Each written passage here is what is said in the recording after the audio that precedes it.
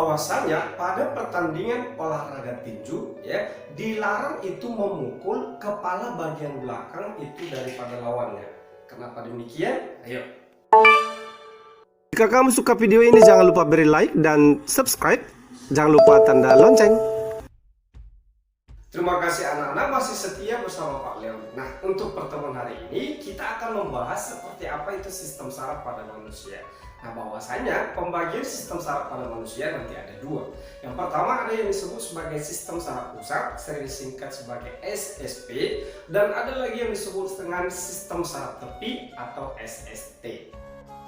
Baiklah, untuk pertemuan hari ini kita hanya membahas yaitu sistem saraf pusat atau SSP. Nah, untuk sistem saraf pusat manusia nanti dibagi lagi menjadi dua kelompok besar. Yang pertama ada otak, lalu yang kedua ada namanya sumsum tulang belakang atau medulla spinalis. Baik, untuk skema pembagian sistem saraf pada manusia berupa sistem saraf sadar dan tak sadar. Yang sadar nanti sistem saraf pusat dan sistem saraf tepi. Untuk sistem saraf pusat pertemuan hari ini yaitu membahas otak dan sumsum tulang belakang. Nah, bahwasanya bagian otak nanti ada otak depan, otak tengah, dan otak belakang. Nah, bahwasanya otak itu dilindungi oleh yang namanya tulang tengkorak, sedangkan sumsum tulang belakang atau medulla spinalis itu dilindungi oleh yang namanya ruas-ruas tulang belakang. Nah, bahwasanya pada otak maupun sumsum tulang belakang ini ya terdapat lagi yang namanya suatu jaringan tipis yang pelindungnya yang disebut sebagai meninges ya atau selaput otak. Ada tiga lapisan selaput otak atau meninges. Yang pertama, lapisan dura mater merupakan lapisan terluar bersatu dengan tengkorak sebagai endosteum dengan sifat kuat dan tebal, dan terdapat ruang subdural yang memisahkan antara pia mater dan arachnoid. Lapisan kedua yang disebut sebagai arachnoid disebut arachnoid karena berbentuk seperti jaring laba-laba. Nah, bahwasannya arachnoid ini di dalamnya terdapat cairan yang disebut liquor cerebrospinal, semacam cairan limpa yang mengisi sela-sela membran arachnoid. Adapun fungsi cairan cerebrospinal adalah sebagai bantalan untuk melindungi otak dari bahaya kerusakan mekanik, media pertukaran nutrien dan zat sisa antara darah dengan otak maupun medulla spinalis atau sumsum tulang belakang. Adapun lapisan ketiga yaitu pia mater merupakan lapisan terdalam, memiliki bentuk disesuaikan dengan lipatan permukaan otak dan merupakan lapisan halus dan tipis, mengandung pembuluh darah dan melekat pada otak dan medulla spinalis. Berikut lapisan meninges tersebut. Nah, pembahasan untuk sistem saraf pusat yang pertama yaitu otak. Otak atau bahasa Latin encephalon merupakan struktur pusat pengaturan yang memiliki volume sekitar 1350 cc dan terdiri atas 100 juta sel saraf ataupun neuron. Otak manusia diperkirakan mencapai 2% dari keseluruhan berat tubuh, mengonsumsi oksigen sekitar 22% dan menerima 1,5% darah dari jantung. Sistem saraf primitif terbentuk sejak embrio pada minggu ketiga masa kehamilan, dan selanjutnya di minggu keempat akan terbentuk tabung saraf yang nantinya berkembang menjadi otak dan sumsum tulang belakang. Bagian kranial pada tabung saraf akan membentuk tiga bagian yang besar membentuk vesicula yang berdiferensiasi menjadi otak depan, otak tengah, dan otak belakang. Bagian-bagian otak. Yang pertama adalah otak depan atau prosencephalon, terdiri dari telencephalon, diencephalon, dan renencephalon atau sistem limbik. Yang pertama adalah telencephalon. Telencephalon merupakan awal hemisfer cerebral atau cerebrum. Ingat, kalau hemisfer itu artinya adalah dua belahan otak besar.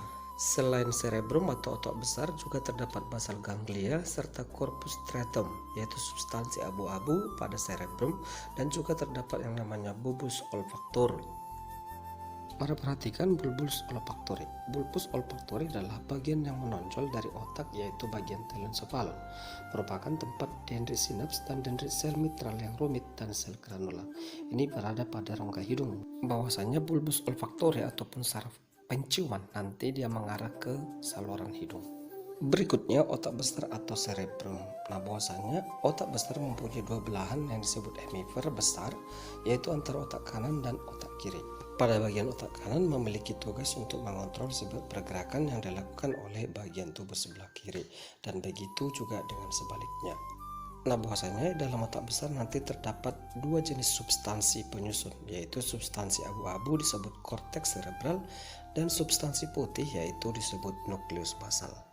Yang pertama korteks cerebral, ya bahwasanya dia menempati sekitar 80% dari total otak dan memiliki ketebalan 5 mm serta memiliki pelekukan yang meningkatkan luas permukaannya dan sering dikaitkan dengan kecerdasan seseorang.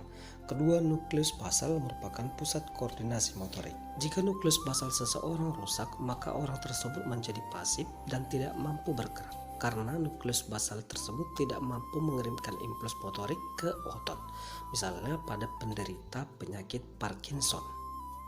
Secara garis besar, fungsi otak besar atau cerebrum merupakan pusat saraf utama karena berperan dalam pengaturan seluruh aktivitas tubuh, yakni pusat kecerdasan, keinginan, ingatan, kesadaran, kepribadian, daya cipta, daya hayal, pusat pendengaran, pusat pernapasan, dan sebagainya.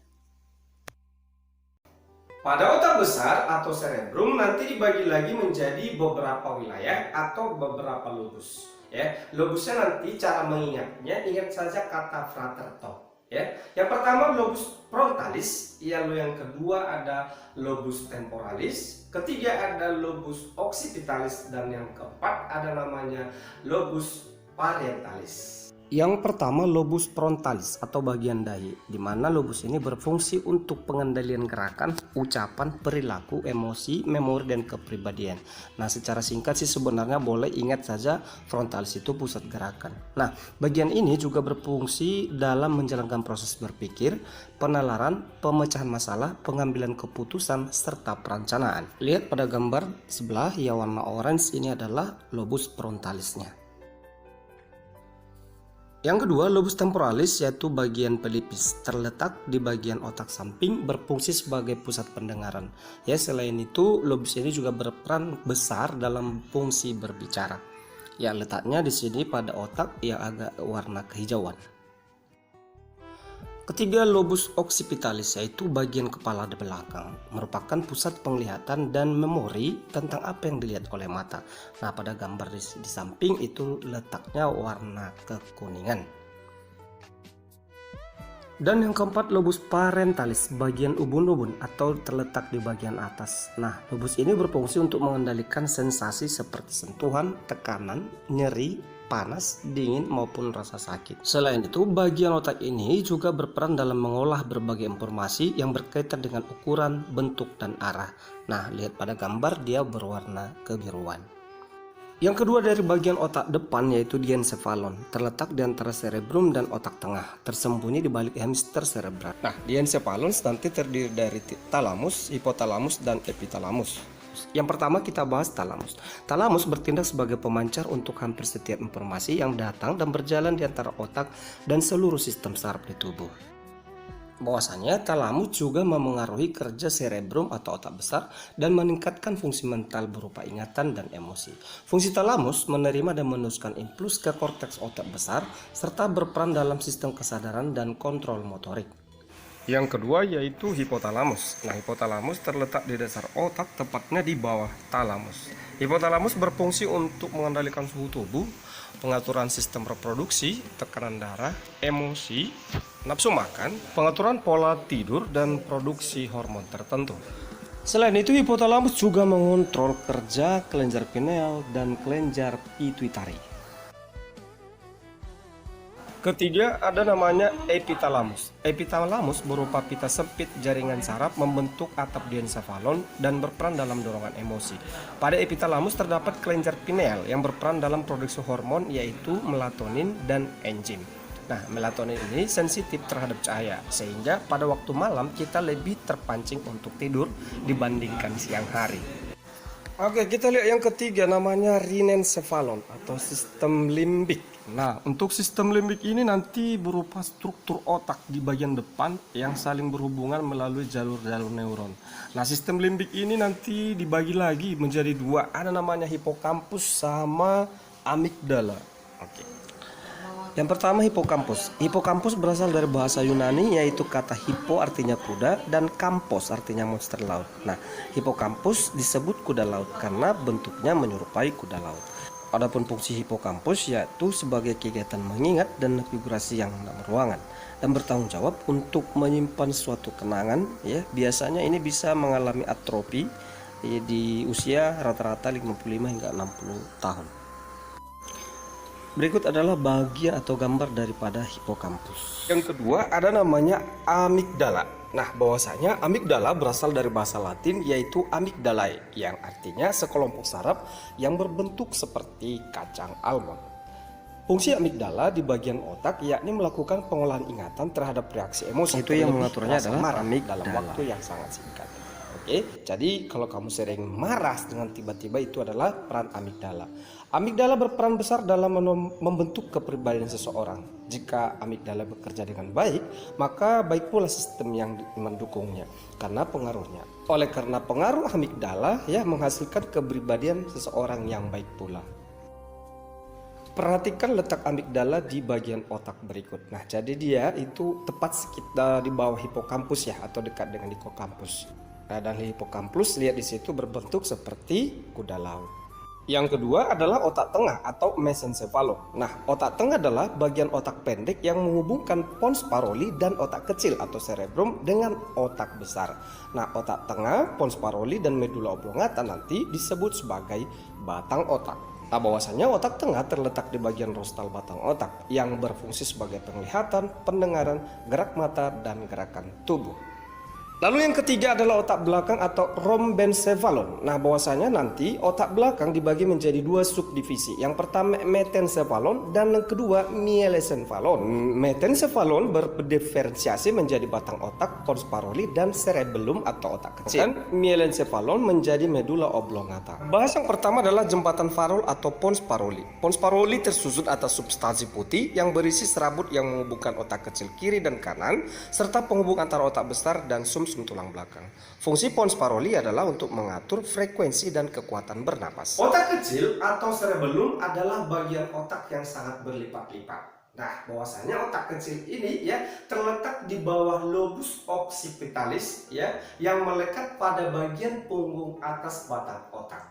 Nah, fungsi daripada otak kecil yaitu yang pertama pusat keseimbangan. Nah, makanya pada saat olahraga tinju itu tidak dianjurkan bahkan dilarang itu memukul kepala belakang ya, karena di sini otak kecilnya ya. Jadi kalau lawannya tumbang ya bukan yang memukul yang menang, malah didiskualifikasi.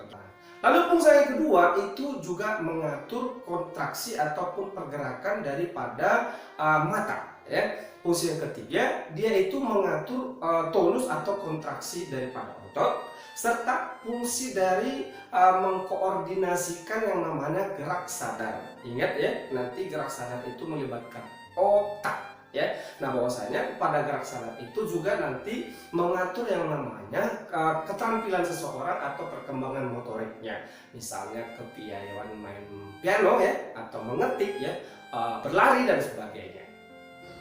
Yang ketiga, sumsum lanjutan atau medula oblongata. Nah, bagian ini menjulur dari pons hingga medula spinalis dengan panjang sekitar 2,5 cm. Fungsi sumsum lanjutan sebagai pengendali frekuensi denyut jantung, tekanan darah, ritme pernapasan, gerakan alat pencernaan, proses menelan, muntah, sekresi kelenjar pencernaan makanan, serta mengatur gerak refleks seperti bersin, batuk, dan berkedip. Mari kita perhatikan bagian otak lagi secara keseluruhan. Bahwasanya otak itu ada otak depan, otak tengah, dan otak belakang. Di mana pembagian otak depan nanti yaitu untuk kategori otak paling besar ya atau cerebrum. Dan nantinya dibagi menjadi 4 zona. Sistem saraf pusat yang kedua yaitu sumsum tulang belakang atau medula spinalis. Nah, bahwasanya medula spinalis ini berbentuk silinder langsing ya, memanjang hingga batang otak medula oblongata hingga ruas kedua ya tulang belakang. Nah, bahwasanya adapun panjang medula spinalis ini sekitar 45 cm dan diameternya sekitar 2 cm. Bahwasanya sumsum tulang belakang dibagi menjadi 4 susunan atau struktur, yaitu servikal di bagian leher, toraks bagian punggung bagian atas, lumbal punggung bawah, dan sakral atau panggul.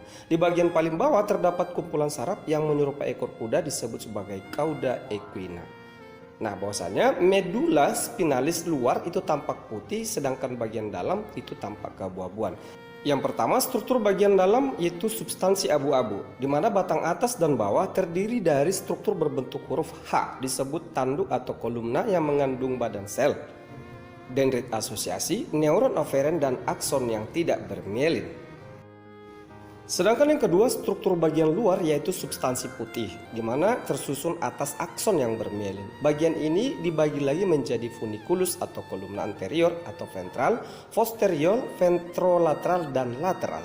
Berikut adalah bagian anatomi daripada sumsum tulang belakang. Nah, untuk pertemuan berikutnya kita akan bahas secara detail tentang ini ya.